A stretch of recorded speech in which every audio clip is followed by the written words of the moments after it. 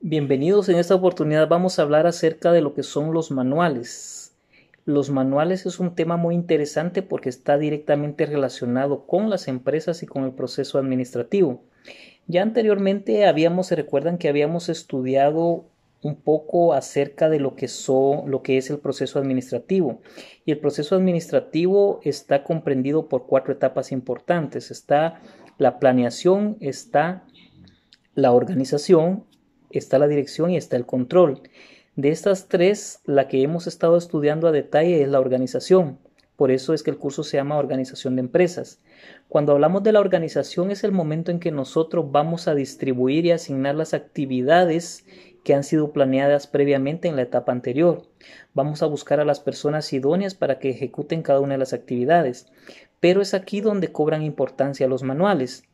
Primero veamos qué son los manuales. Pues los manuales no son más que instrumentos o algunas herramientas que se utilizan dentro de la organización con el propósito de evitar la discrecionalidad de las personas.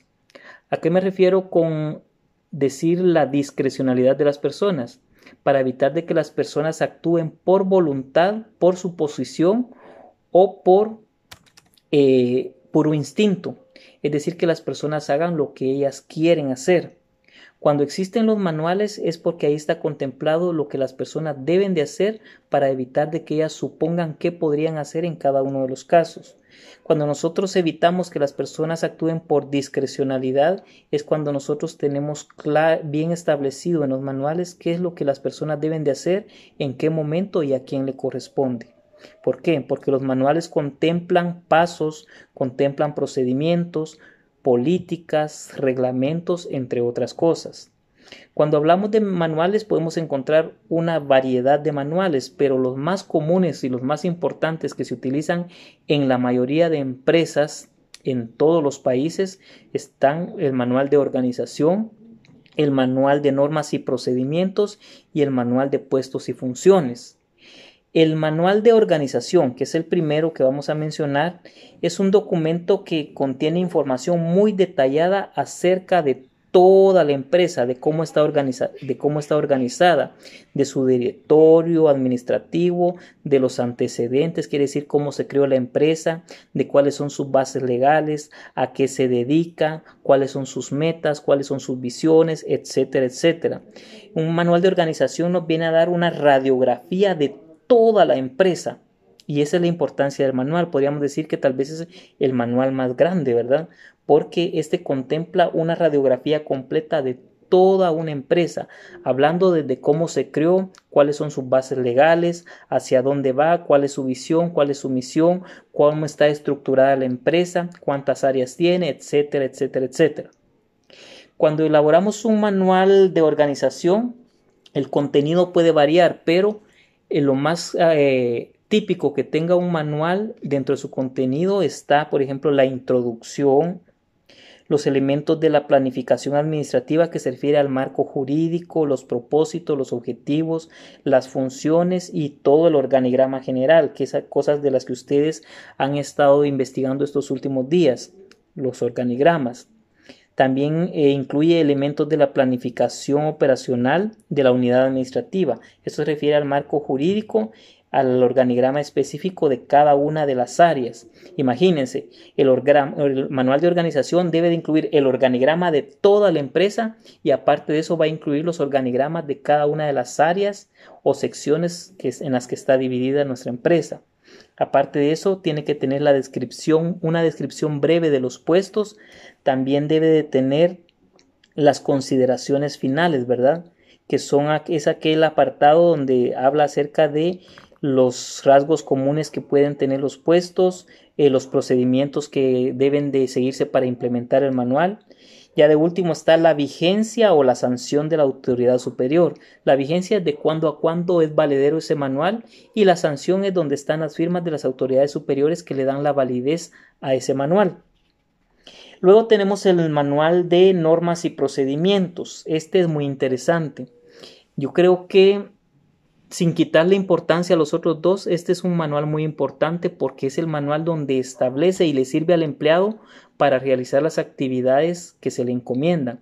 En ese manual le especifica cómo tiene que hacer paso a paso cada una de sus actividades.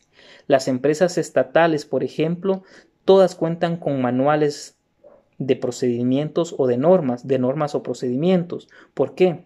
Porque tienen que tener un esquema a seguir para realizar las actividades. Inclusive, la Contraloría General de Cuentas sanciona a aquellos funcionarios públicos que no cumplen con un procedimiento. Hagamos de cuenta que yo soy un funcionario público y estoy atendiendo algún tipo de trámite y vengo y me salto una parte de ese proceso por desconocimiento, por pereza o ahí sí que por poca preparación.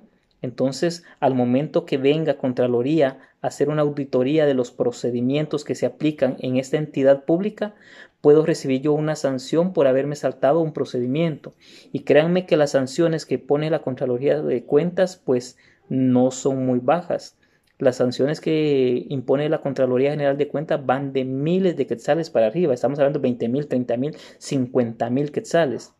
Para no ir muy lejos, les voy a poner un ejemplo.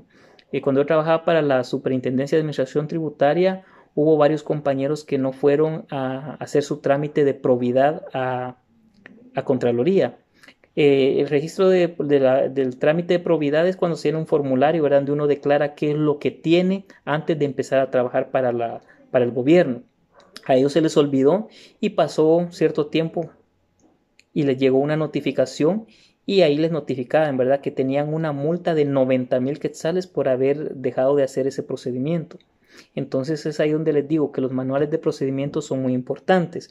¿Por qué? Porque ahí se establecen las normas que deben cumplirse en la empresa y los procedimientos que deben de aplicarse en cada una de las actividades que se realizan dentro de la empresa. ¿Qué debe contener un manual de normas y procedimientos? Su índice, una introducción, la autorización por parte de las autoridades, los objetivos que pretende ese manual, dónde se va a aplicar o el campo de aplicación, las normas que son de aplicación general para toda la empresa y la parte más importante, los procedimientos específicos, porque en el manual de normas y procedimientos hay un apartado para cada puesto que hay dentro de la empresa o dentro de la institución. Hay procedimientos para el contador, hay procedimientos para el auditor, hay procedimientos para el director, hay procedimientos para el de recursos humanos, etcétera, etcétera. Ese manual es bastante grande porque ahí se describe las actividades y cómo deben de hacerse de cada una de las personas que o los puestos que están descritos en el manual de organización. Ahora por último tenemos lo que es el manual de puestos y funciones. El manual de puestos y funciones es más específico todavía porque es ahí donde se describe uno por uno los puestos y cuáles son sus atribuciones, o sea, qué es lo que yo tengo que hacer. A mí me dicen quién es mi jefe inmediato, quién depende de mí o quién está abajo de mí y a quién puedo darle órdenes yo y quién puede darme órdenes a mí, ¿verdad? Es una herramienta administrativa que en sí describe las responsabilidades que tiene cada puesto. No me van a confundir las responsabilidades con los procedimientos, porque la responsabilidad se refiere a mis atribuciones. ¿Qué debo de hacer yo que me corresponde a mí como, por ejemplo, contador? ¿Y qué cosas no debo de hacer porque esas ya le corresponden al auditor? Entonces ahí describe bien las actividades de cada uno.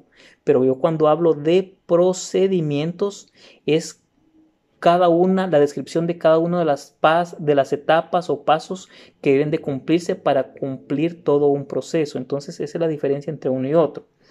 Ya para terminar, el manual de puestos y funciones debe de tener una carátula, un índice, una introducción, los objetivos generales y específicos, una justificación, el organigrama general para que las personas lo conozcan, la explicación de qué consiste cada puesto. Por ejemplo, contador 1, y hay una descripción del puesto de qué es a qué actividades se dedica el contador 1. Luego, contador 2. Luego, por ejemplo, el auditor o secretaria y se va describiendo cada puesto.